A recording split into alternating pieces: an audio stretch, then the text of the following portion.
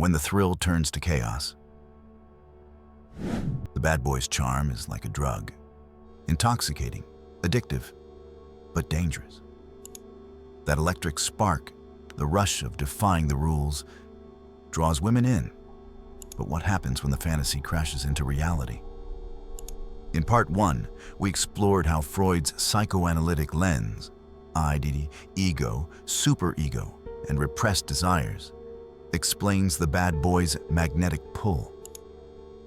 Now let's dive deeper into the psychological fallout of chasing this forbidden allure, using Freud's death drive and repetition compulsion to uncover why women risk everything for the rebel, and how men can understand this dynamic to navigate relationships. The death drive. Courting destruction. Freud's concept of the death drive, thanatos, posits that humans have an unconscious urge toward self-destruction, a counterpoint to the pleasure principle's pursuit of gratification. The bad boy, with his chaotic energy, taps into this dark impulse. His unpredictability, while thrilling, often leads to emotional turmoil. Yet some women are drawn to this cycle of highs and lows, as if compelled to sabotage their own stability. Take Mia, the graphic designer from part 1, entangled with Dylan, the reckless drummer. Their fling escalates. Late-night meetups, secret texts. But Dylan's unreliability starts to wear on her. He misses plans, flirts with others, yet Mia can't let go. Freud would argue that Mia's death drive is at play. Her attraction to Dylan's chaos reflects an unconscious desire to disrupt her safe life with Ethan, her stable boyfriend.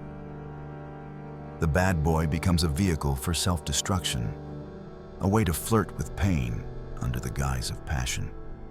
Mia's eye craves the thrill, but her ego struggles to balance the fallout, leaving her torn between desire and regret.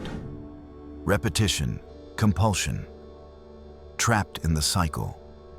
Freud's repetition compulsion suggests that people unconsciously repeat painful patterns, often tied to unresolved conflicts from the past. For women drawn to bad boys, this can manifest as a cycle of chasing men who embody danger, only to face heartbreak.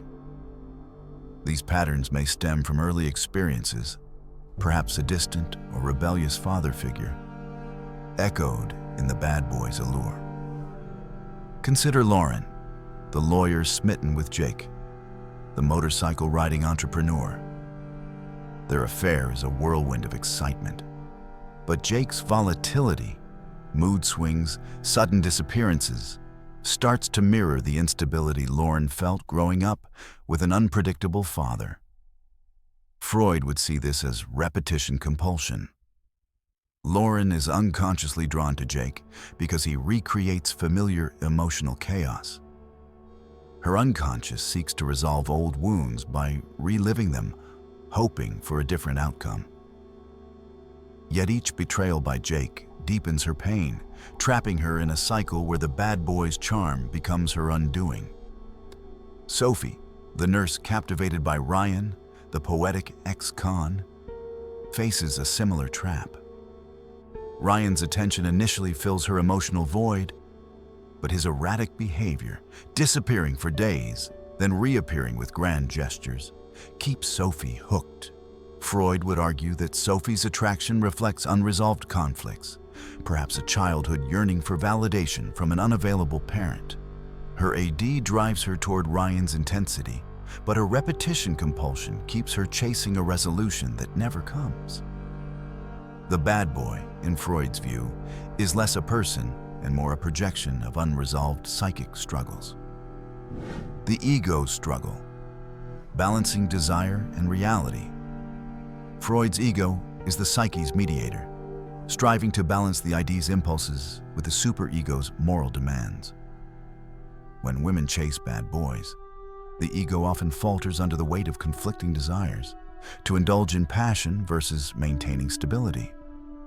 This internal conflict can lead to guilt, anxiety, or even self-sabotage, as the superego punishes the self for breaking moral codes. For Mia, The thrill of Dylan's world clashes with her commitment to Ethan. Her ego tries to rationalize the affair. She tells herself it's just fun. But her superego floods her with guilt, whispering that she's betraying her values. Freud would see this as a classic psychic conflict. The ID's desire for pleasure battling the superego's demand for fidelity. Lauren faces a similar struggle with Jake. Her ego justifies stolen moments with him as a break from her high-pressure life. But her superego condemns her for risking her engagement to Greg. Sophie, too, wrestles with guilt over Ryan, her ego caught between her ID's longing for passion and her superego's insistence on loyalty to Tom. This tension can lead to what Freud called neurotic anxiety, a state of unease when the ego can't reconcile these forces. The bad boy's allure, while intoxicating, often leaves women like Mia, Lauren, and Sophie in a state of inner turmoil, chasing a fantasy that destabilizes their lives. The cultural reinforcement. The bad boy as unconscious ideal. Freud recognized that culture shapes the unconscious, planting desires that feel personal but are socially constructed. The bad boy archetype, glorified in films, music, and social media, becomes an unconscious ideal, a symbol of forbidden desire.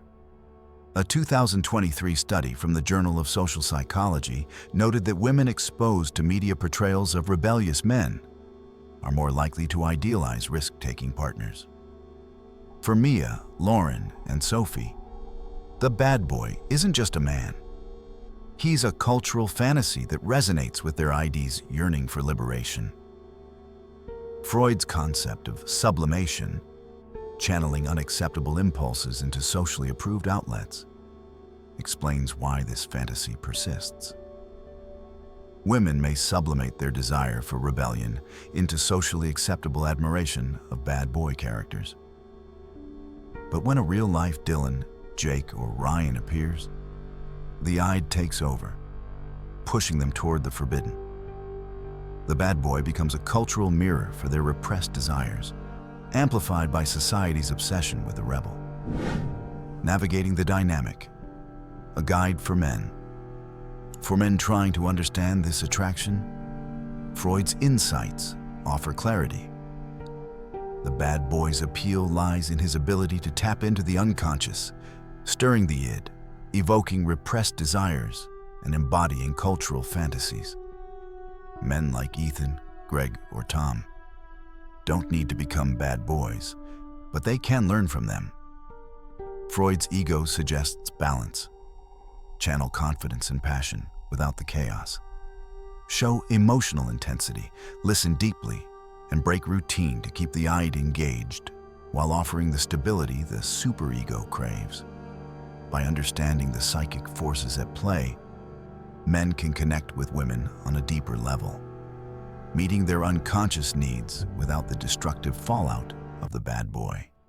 If this Freudian exploration of the bad boy's seductive power and its consequences has you hooked, don't stop here.